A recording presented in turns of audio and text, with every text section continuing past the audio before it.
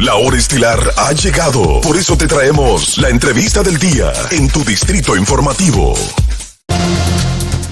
8:33 de la mañana. Gracias por continuar con nosotros aquí en Distrito Informativo.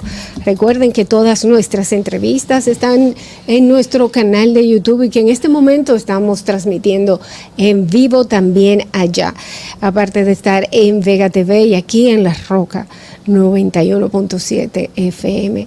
Bien, señores, vamos a recibir a nuestro invitado especial. Él es Yatsel Román González. Es viceministro de Asuntos Consulares, Migratorios y del Ministerio de Relaciones Exteriores. Qué bueno que nos acompañas. Tenemos muchos temas que desarrollar contigo. Muchísimas gracias por despertarse tempranito en la mañana y venir para acá.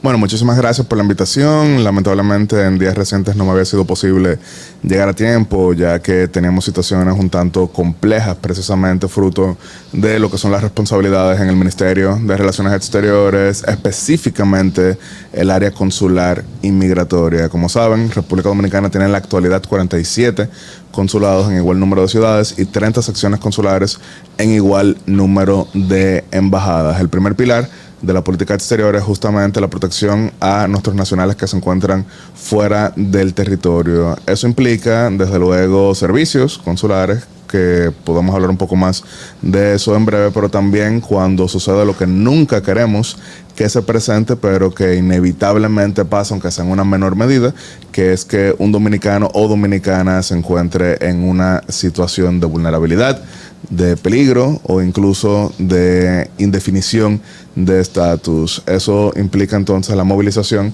de nuestra estructura a nivel internacional en busca de garantizar esa protección. Lamentablemente eso ha sido un tanto más frecuente de manera reciente en lo que es el país vecino de Haití, donde cada 11 horas hay un secuestro. Desde luego las principales víctimas son los nacionales haitianos, con quienes nos solidarizamos, pero fruto de este deterioro tan grande, tan profundo, también hay víctimas internacionales y en menor medida dominicanos que hacen el trayecto por razones comerciales, más que todo. Ha habido 7 dominicanos que desde febrero del año pasado hasta mayo de este año han sido privados de libertad de manera arbitraria por estos grupos armados al margen de la ley. Hasta ahora hemos logrado la libertad de todos estos 7. Pero se ha dicho, el 7 son normalmente lo que uno sabe a través de la prensa, pero hemos escuchado familias y personas por las redes que denuncian que tienen parientes que habrían sido secuestrados porque entienden que fueron secuestrados o hayan recibido algún tipo de mensaje de que fueron secuestrados. Entonces, ¿cómo se está trabajando esa parte de llegar y tener información de estos casos, pero también dar respuesta? Claro, desde luego es importante tomar en cuenta lo siguiente. Estos 7 son los que han tenido contacto con el Estado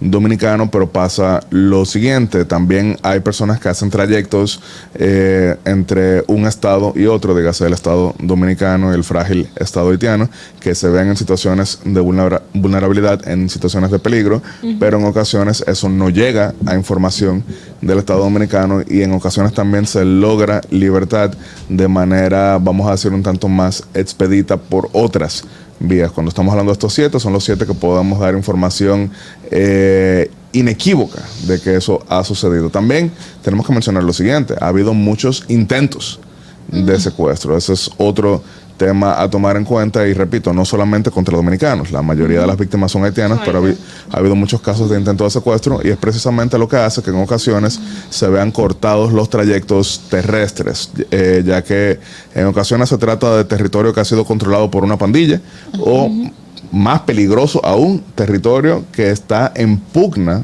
por más de una pandilla. Y cuando se llevan a cabo estos enfrentamientos, generalmente lo que se hace es que se corta el trayecto terrestre, pero también hay quienes por razones comerciales hacen el trayecto, ven peligro, en ocasiones ven intentos, pero eso no llega a lo que sería esa situación. Incluso pueden ver en la prensa personas que han compartido con distintos medios lo que son estas experiencias de casi secuestro. Así que es una situación que nos hace como Estado recomendar no viajar a Haití, salvo por razones esenciales.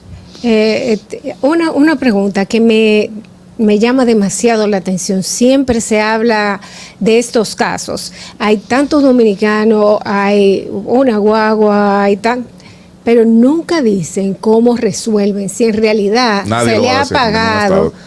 No, ningún estado va a decir si se le ha pagado a los terroristas A los pandilleros. o a los pandilleros que están haciendo si Porque se le está de dando gratis dinero. No lo hacen ni de gratis lo sueltan tampoco. El Estado dominicano jamás ha pagado por un secuestro, jamás. Pero ¿cómo hacen estas ¿Cómo hacen? negociaciones? Ajá. Personas de seguridad, eso no lo podemos compartir, pero si les decimos, el Estado dominicano jamás ha pagado por un secuestro, no solamente en este caso. Sabemos que, por ejemplo, el 27 de febrero de 1980, nuestra embajada en Bogotá, Colombia, fue tomada por secuestro durante 2 meses por el grupo guerrillero comunista M-19. El Estado dominicano en esa ocasión no pagó por el secuestro, a pesar de que sí lograron los guerrilleros en ese momento otro pago por otras vías. Incluso me imagino que han visto las diversas entrevistas que el secuestrador, en ese momento Rosenberg Pavón, ha compartido con los medios dominicanos, hablando de cómo tomaron durante 2 meses esa embajada. De hecho, hay una película sobre cómo tomaron nuestra embajada, una película mexicana, no hay actores dominicanos, la mayoría están imitando el acento, no lo hacen muy bien, pero sí les hago la siguiente referencia. Sí les hago la siguiente referencia. El Estado dominicano jamás ha pagado por lo que es liberación. Ahora bien, eso no quiere decir que no hay quienes paguen por otros secuestros, porque si hay un secuestro cada 11 horas es porque se ha convertido en una industria terrible, tenebrosa, espeluznante, pero que ahí existe. Sin embargo, ni el Estado dominicano ni otros estados han erogado fondos para estos pagos. Ahora bien, ante la pregunta muy concreta, muy válida que se hace, de entonces cómo se logra la libertad, eso por razones de inteligencia y estrategia no podemos compartirlo en este programa, como tampoco lo han escuchado de Estados Unidos, tampoco lo han escuchado de Canadá, tampoco lo han escuchado de Francia, así que le pedimos comprensión a la audiencia. El personal consular, o sea, el personal diplomático que tenemos en Haití, ¿cómo se está trabajando?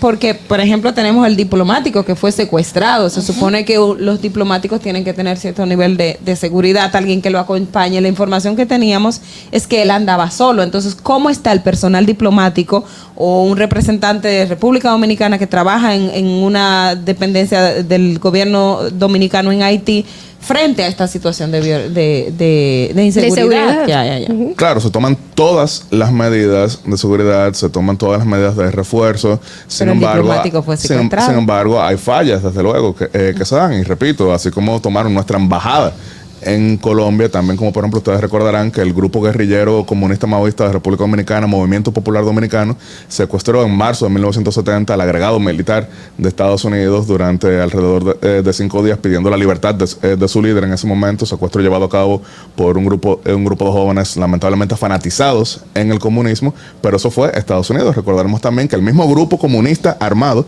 Movimiento Popular Dominicano, secuestró a la agregada cultural de Estados Unidos en la embajada en 1975, que secuestraron al cónsul de Venezuela aquí en República Dominicana. Lo bueno es que aquí derrotamos de manera contundente a los secuestradores, que ya eso fue extirpado por completo en los años 70, estos grupos de la extrema izquierda que de manera fanática quieren desde luego presentar una versión de la historia muy, muy modificada, pero aquí derrotamos el tema de los secuestros.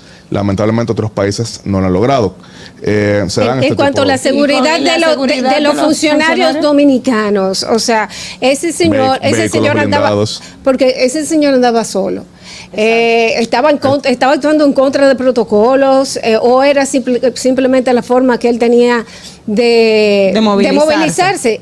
¿Han pensado en algún momento en cerrar momentáneamente el consulado dominicano en Haití? Se ha cerrado, tenemos 5 consulados en Haití. Tenemos consulado en Puerto Príncipe, tenemos consulado en Cabo Haitiano, Juana Méndez, en Anzapitre y Balader, y tenemos nuestra ¿En algún embajada. momento han pensado en cerrarlos? Se han vamos a decir, disminuido las operaciones en más de una ocasión, principalmente en julio del año pasado, cuando cae asesinado el presidente Jovenel Moïse. Durante 3 semanas estuvo cerrado en ese momento. Son situaciones que se han evaluado.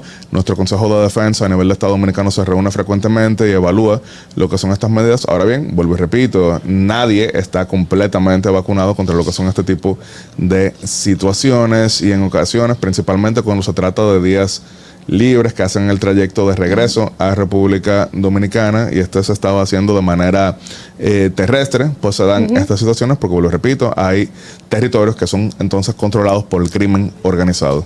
Bueno, hay otra información que desde Cancillería está bastante calientita, y de hecho esta mañana estaba yo leyendo una información de la Coalición de Organizaciones Dominicanas en el Exterior, que está en contra de esta iniciativa que están impulsando ustedes para que una empresa exterior se encargue de servicios consulares. Y cito parte de lo que ellos dicen: esto también coloca a nuestro país en condiciones inseguras, pues el Estado no tendrá control de quién entra al país, al tiempo de que la información privada de los nacionales que usen el consulado estará comprometida. Bueno, eso es falso en todo sentido, y vuelvo y repito, y discúlpenme que sea tan anecdótico, porque en varios medios he tenido que hacerlo, pero repito, si ustedes todas van a solicitar visado para el espacio Schengen en España, ustedes no van al consulado de España que se encuentra en la Avenida Independencia, ustedes van a un centro comercial donde una empresa capta lo que es su solicitud, esa empresa lo remite al consulado, en el consulado se toma la decisión.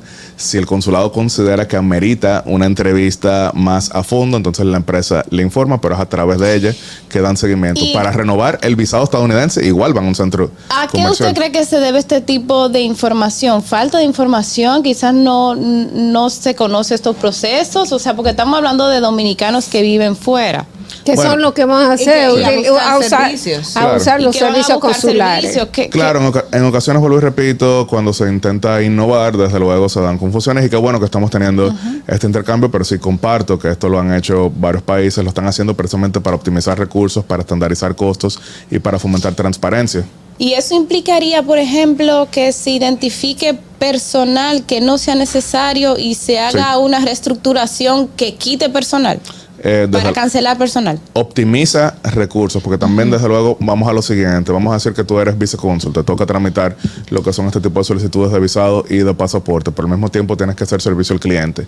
Entonces, servicio al usuario, perdón. Pero entonces estás en una ciudad donde hay 50,000 dominicanos. Vamos a decir que de esos 50,000 hay 15,000 solicitando servicios en este momento. Entonces, buena parte de lo que es tu función se va en ese servicio al usuario. Entonces, en el momento en que estás dando servicio al usuario, ya no estás tramitando la solicitud, pero entonces en el momento en que estás tramitando la solicitud no estás dando el servicio al usuario, y eso genera retrasos. Entonces, ¿por qué Reino Unido lleva a cabo esta práctica? Precisamente para que el funcionario, la funcionaria, se enfoque en la solicitud y recortar los tiempos de respuesta. Una de las cosas, precisamente con esto que hablas, que nos genera duda, es que si esa oficina o ese personal que se va a contratar va a tener asumir funciones que son propias de los cónsules. O sea, digamos, hay un aspecto de en los consulados no solamente se va por el tema de los pasaportes, sino que hay gente que van a solicitar enviar un documento, un poder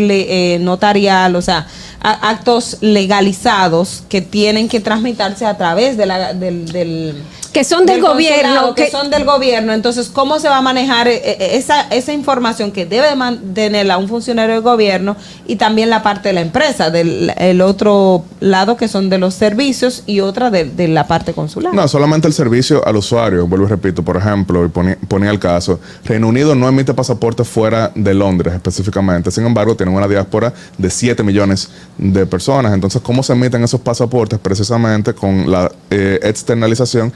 Es a través de ahí que ellos hacen su solicitud. O sea, la compañía va solamente a llenar formularios y pasaporte. Captan lo que son estas solicitudes. ¿Por qué digo específicamente formulario? Porque también, por ejemplo, y repito, o sea, a lo mejor parte de la audiencia ha en algún momento solicitado visa para Europa, no solamente España, porque sabemos que aquí anteriormente había un consulado de Italia que emitía visado para Italia. Aquí ya eso no existe, sino que igual uno va a un área de externalización, que es donde le captan la solicitud, es ahí donde le toman la fotografía y demás, y eso se remite a el consulado, que es donde se toma la decisión. Esto es servicio al usuario únicamente. Tenemos una llamada para adelante. usted. Vamos a ver, buenas. Desde Buenos Nueva días, York. chicas. José Jiménez, desde la ciudad de Nueva York. Aquí, ahora sí. Le habla el señor José Jiménez de Nueva York. Adelante. Buenos días, señor Yafel. No entendí, no escuché que le respondió a Adolfi el por qué no cerrar los consulados en Haití, porque como en Haití básicamente no hay una estabilidad, no hay un gobierno definido. Eso no le escuché decir. Entonces, sobre el tema que están tocando ahora, que ya lo he escuchado mencionar, que nos está comparando con los países europeos. Reino Unido creo que mencionó con el manejo de una empresa extranjera. También El Salvador, Guatemala, pero ponía el caso de un país que no emite pasaporte fuera. Sí, pero claro, pero eso yo creo que antes de nosotros querer contratar una compañía extranjera, creo que podemos organizar la casa primero. Hace poco estuvo un ex representante de no recuerdo su nombre ahí en este programa, que trabajó en el Midex, en otro gobierno. Y él dijo, por ejemplo, que en Texas hay alrededor de 75,000 dominicanos y que estos tienen que ir o a Los Ángeles o a Nueva York. Entonces, por eso estamos abriendo un consulado en Texas, ya nos aprobó el Departamento de Estado. Perfecto, pero yo digo, en ese caso, sí, yo estoy completamente de acuerdo. O en lugares donde no hay tanto personal, no tenemos, que una compañía extranjera sí maneje esto. Pero, por ejemplo, en el consulado principal que tenemos en Nueva York, en Miami, en Boston, que tenemos tantos empleados que pudiéramos hacer lo que funcionen más antes de contratar una compañía externa. Claro, entiendo perfectamente lo que dice. Sí, aprovecho y menciono lo siguiente. República Dominicana tenía un consulado en Houston hasta el año 2003. Sin embargo, este fue cerrado por el Departamento de Estado, dado que no se estaba cumpliendo el Convenio de Viena de Relaciones Diplomáticas y Consulares, de que ninguna persona que tenga estatus de ciudadano residente permanente legal en el país receptor puede ser designado en dicho tipo de funciones diplomáticas y consulares. Eso fue violado por varios gobiernos. Nosotros lo hemos extirpado como cultura. Hoy en día todo funcionario designado en nuestros consulados en Estados Unidos o no era ciudadano o residente o tuvo que renunciar a ello para cumplir. Eso implicó que entonces Estados Unidos, el Departamento de Estado, nos autorizó la apertura de 4 nuevos consulados en ciudades que han visto un crecimiento considerable de diáspora. Por ejemplo, Filadelfia tiene alrededor de 60,000 dominicanos, principalmente que se han desplazado de Nueva York. Estamos abriendo consulado ahí. Orlando, en Florida, tiene alrededor de 120,000 dominicanos que se han movido más que todo de Miami, por eso estamos abriendo consulado ahí, autorizado por el Departamento de Estado.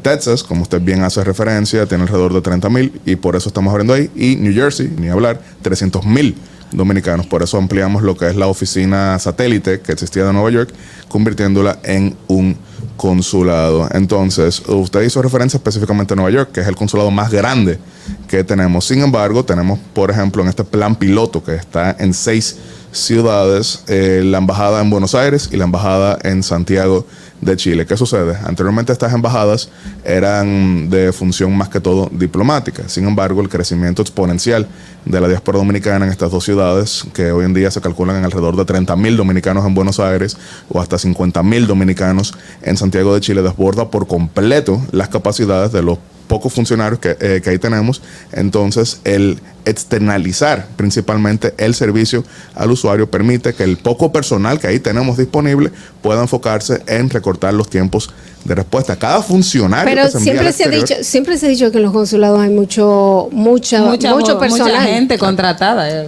Bueno, teníamos, por ejemplo, en Nueva York al inicio, dígase, el 16 de agosto, 42 vicecónsules, de los cuales solamente estaba acreditado 1. O sea, 41 que no podían hacer nada. Nosotros los recortamos a 8. En el caso de Boston, ¿cómo es que Boston también está incluido en este plan piloto? Claro, ¿Hay muchos empleados o cómo es? Claro, pero en Boston pasa lo siguiente. Boston no es Boston. Boston es Nueva Inglaterra. Boston es Providence, Rhode Island, por poner ese tipo de ejemplo. Que, por ejemplo, pasa lo siguiente. O sea, los dominicanos somos el principal grupo migrante en Providence, Rhode Island. Entonces, para darle un servicio que no sea necesariamente trasladarse a Boston, si bien allá las carreteras son muy buenas, o sea, es relativamente rápido, pero eso permite captar sus solicitudes principalmente, vuelvo y repito, de pasaportes en este caso, sin tener que hacer esos grandes trayectos y sin tener que dedicar miles y miles de dólares. Buena parte, y solamente para decirlo, buena parte de esa hipertrofia a la que se hace referencia nominaria ya está desfasada, pero repito, en el caso de Buenos Aires y Santiago de Chile, ahí prácticamente no tenemos personal para dar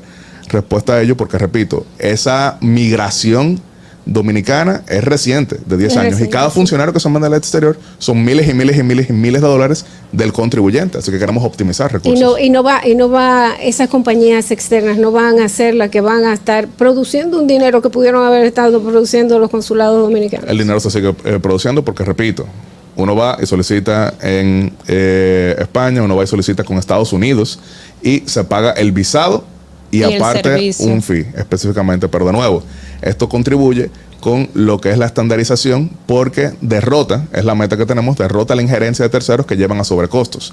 Porque hoy en día, y por ejemplo, ustedes han visto a Sergio Carlos, que vive en Atlanta, por ponerles un caso, y han visto a varios otros comentaristas haciendo referencia a que una cosa es el precio y otra cosa es lo que terminan pagando. Esto en gran medida deja el precio bien claro y un fee bien claro. Así que la meta sería estandarizar, que no es homogeneizar, ya que siempre hay gastos operativos. ¿Sí o no? Vamos cerrando, cerrando, ¿sí o no? La denuncia que hizo el Listín Diario sobre los costos de servicio, los consulados en Haití, la cantidad de recursos, precisamente con esa denuncia que hacía Sergio Carlos. Una cosa es lo que dicen y otra es lo que se paga en la práctica. ¿Qué se ha hecho con esa denuncia del Listín Diario con relación a la cantidad de recursos que la propia Cancillería no recibe de esos consulados y que se cobran a los usuarios? Bueno, en el Listín Diario se abordaron dos temas que se han abordado a lo largo de los años, porque ustedes recordarán, 16 de agosto de 2004, discurso de toma de posesión del presidente en ese momento. Él dedicó su discurso a hablar de que iba a acabar con esa cultura, a eliminar el 25% que le tocaba a los consulados. ¿Y qué hizo? Lo subió a 80%. ¿Se está investigando o no? No nos queda mucho tiempo, Rosa. Se está investigando, pero vuelvo y repito, hay una resolución. Eso no era ilegal porque ese gobierno hizo una resolución para ello. Entonces, ¿qué se hace? Se hace otra resolución, pero la resolución tiene que ir acompañada de un análisis económico, porque lo cierto es que los consulados sí necesitan recursos. Porque, por ejemplo, ¿qué noticias ustedes están viendo hoy? Náufragos que cerca de las costas de Venezuela, entre los cuales hay dominicanos, y eso requiere una atención inmediata, que no es ir a Contraloría y lograr la erogación de fondos y darle atención. Entonces, por ejemplo, ustedes vieron en diciembre 11 dominicanos muertos en Chiapas, donde no tenemos consulado. Tuvo que trasladarse el cónsul que estaba en Ciudad de México hacia allá. Ustedes vieron también al inicio de año 4 dominicanos náufragos cerca de lo que es las costas de la Florida. Los consulados entonces necesitan estos gastos. Ustedes vieron, por ejemplo, a lo mejor, porque esto no fue noticia, pero a lo mejor una víctima de trata y tráfico de personas en Turquía, que fue denunciada por Félix Portes, logramos ya traerla sana y salvo de vuelta al país, pero eso también son gastos inmediatos. Entonces sí se requiere un presupuesto en los consulados. Ahora, 80%. Eso es hay que revisar. Eso es lo que hay que revisar. Bueno, señores, se nos fue el tiempo, lamentablemente, 8:55 de la mañana. Queremos agradecer primero a nuestro invitado, a Yatsel Román, quien es viceministro de Relaciones Exteriores del MIREX, y gracias a ustedes por estar con nosotros desde las 7 de la mañana acompañándonos, informándose con nosotros aquí en Distrito Informativo. Una servidora, Adolfi Peláez, Oglenesia Pérez, Natalie Faxas y Carla Pimentel les agradecen su sintonía y les recuerdan que mañana tempranito a las 7 estamos aquí con ustedes. Bye bye. Distrito Informativo.